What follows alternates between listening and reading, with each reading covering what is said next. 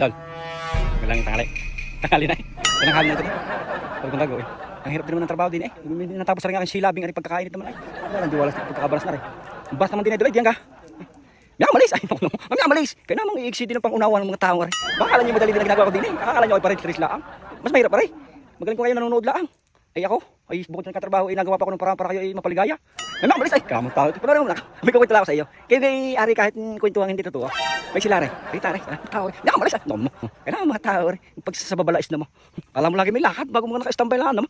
Alam nyo ka din sa ibang bansa o dito sa Italia.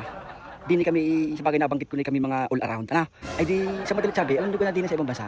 Ay kami mga lalaki, ay kami mga chief cook din. Ako, di naman sa Italia kabayan na ikuan. Lahat ng may mga asawa na naririnig. Basta may kasama sa bahay. Ay lalaki ang nagluluto. Lalaki ang naghuhugas.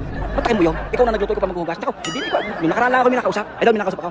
Kumpare ko mismo. Siya daw inipot sa pato ba? No, ay doon daw lang naman lahat ng tao ko na. Siya na nagluluto, siya pa naghuhugas. Ay no, awang-awa daw naman siya. May pityabang din ang kumpare ko. Awang-awa daw naman siya ay sa mga taga-pato ba? Ay lahat naman daw doon ko na yung mga asawa ay ano, sadyang hayin na. Hayin na, tatawagin hayin na. Ay puro daw naman mga lalaki sila nagluluto, sila naghuhugas, no? Nakakaawa din. Ayun eh, kwan. Tunay, pero bala kayo ay maniwala. Tunay yan, din sa Italia ng mga nagluluto, lalaki. Din yung mga chief cook, lalaki. Ang naghuhugas sa pinggan, lalaki. Ewan ko pagka ang plancha at labay kasama pa. Sa akin ay hindi. Luto lang at saka ho. Luto lang ho. At saka ho, minsan ay hugas.